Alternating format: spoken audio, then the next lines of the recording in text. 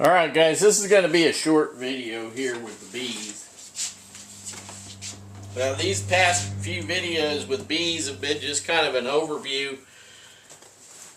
for you, talking about bees in general and why I like certain things that are not mainstream in beekeeping. Okay, the first thing that I like that is not mainstream in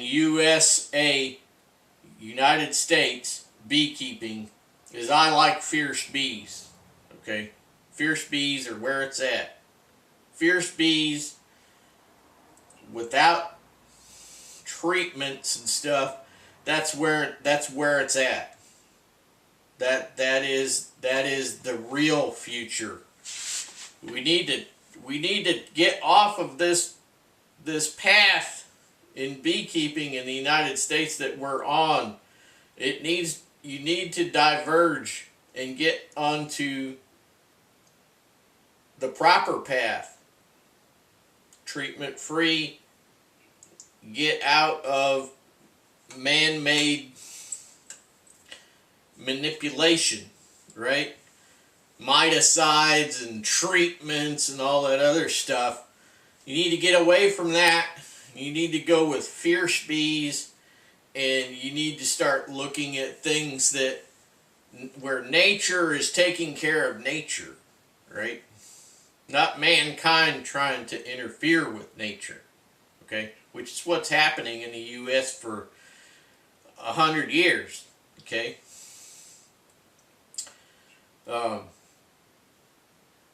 Modernization, modern things aren't always good, right?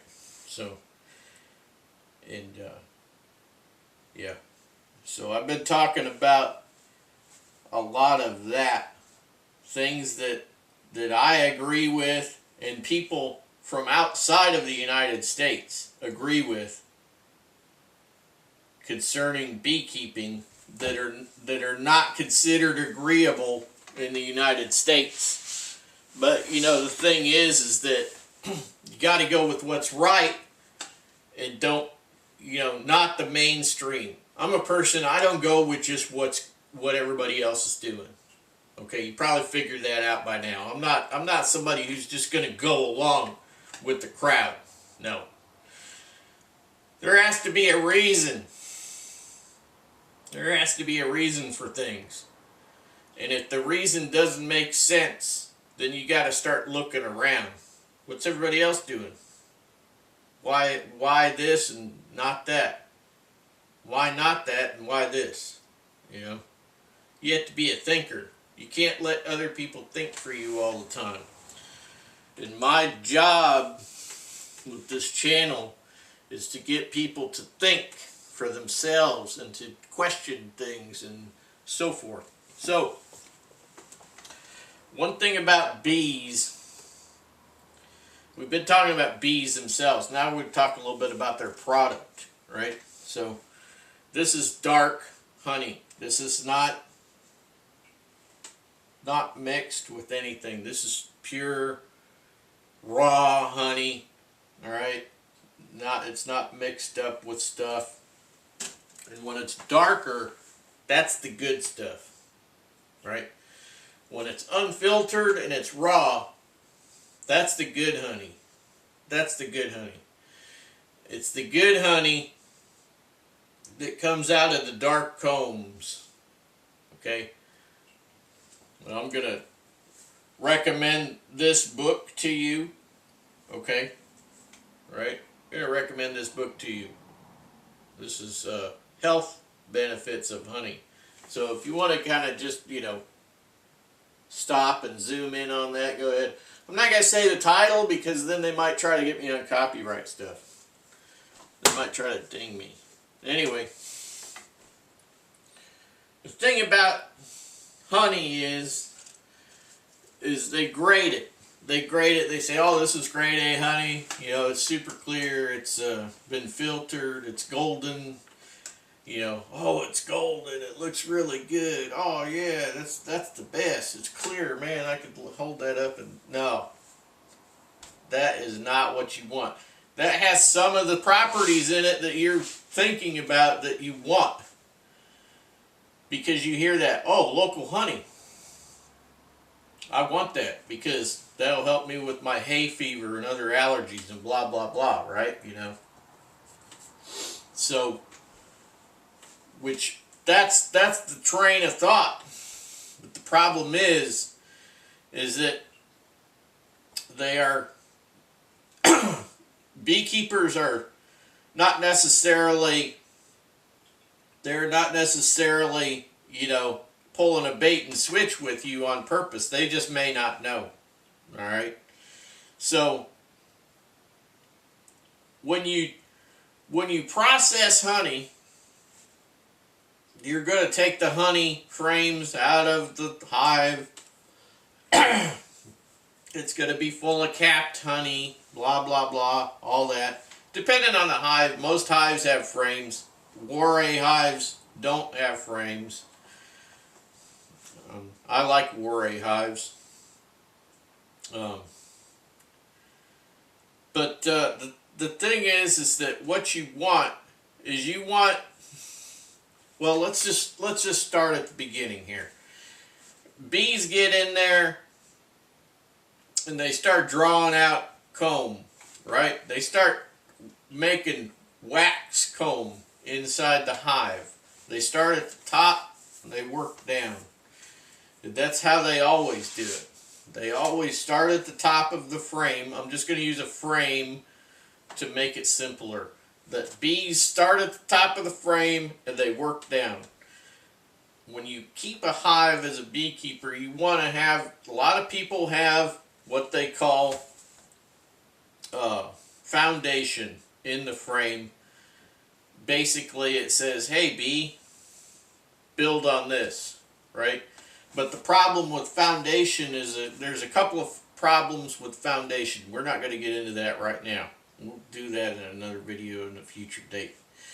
So the bees, they get in there and they start building their comb from the top down in that frame. And then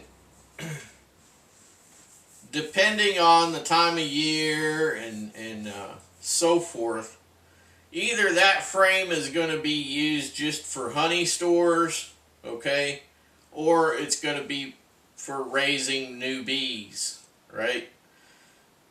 In nature, bees start at the top.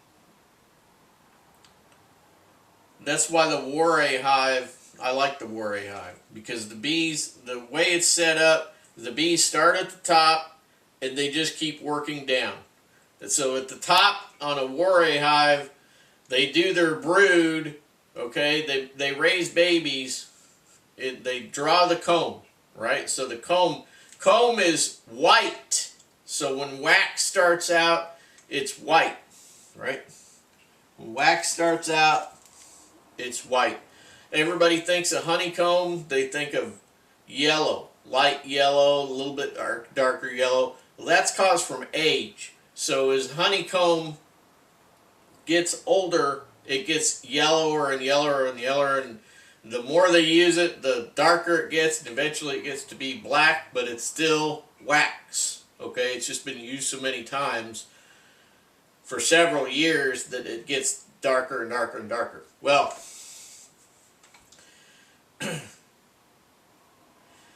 when bees have used, when they've drawn wax and they've built comb and they've had babies in that wax, and they've had royal jelly in there and the pollen and nectar, and they're storing honey and all that, and when they start building down and down and down, that brood goes down, right? So they may have brood in that top area of honeycomb for a couple of years, you know, storing stuff in there and all that.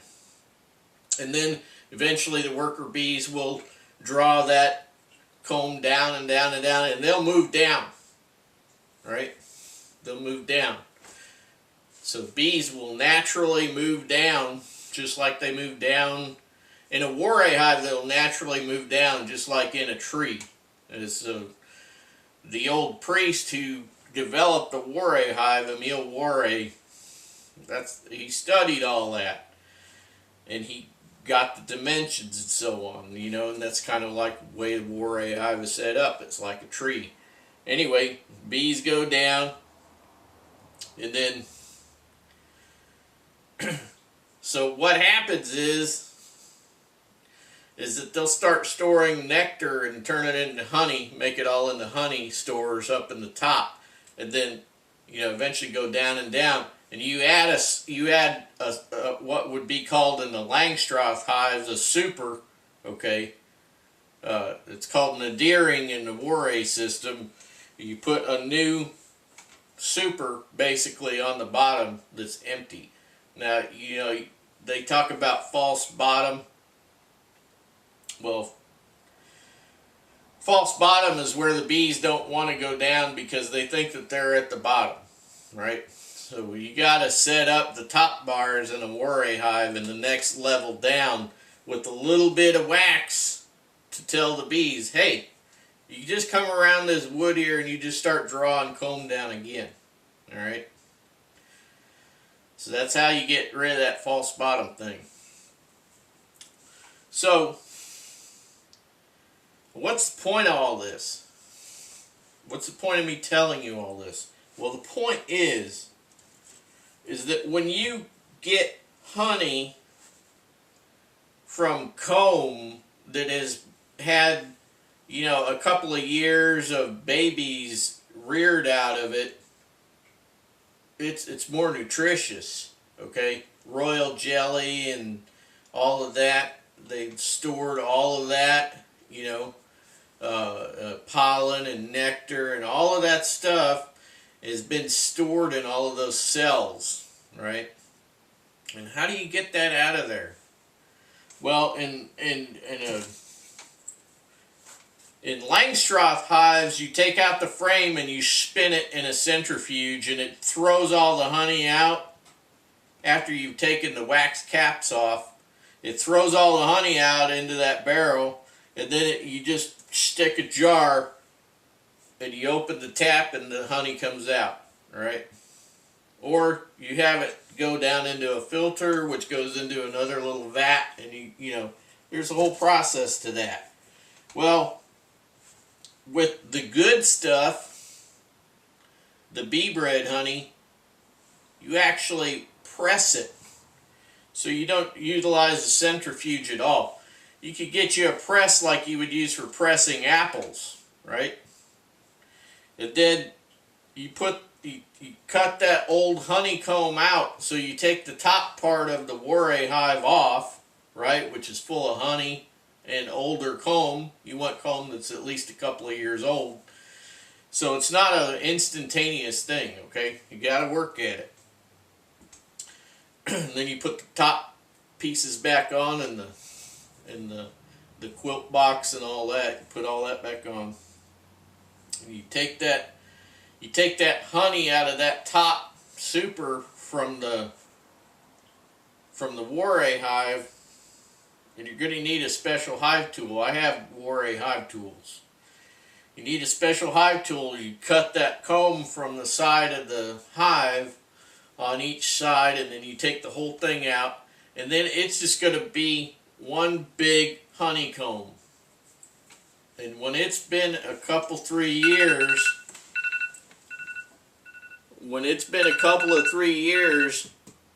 that honeycomb is going to be full of not only honey but nutrients, okay?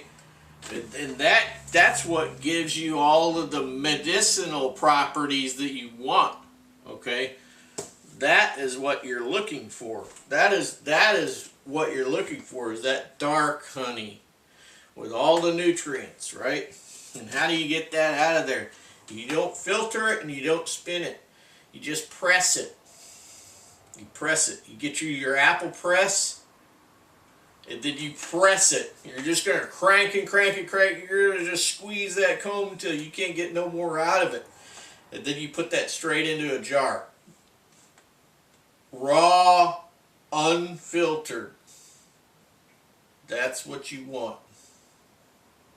Alright guys, I'm going to leave you at that. come back at you in a future video with more bee stuff. Catch you later.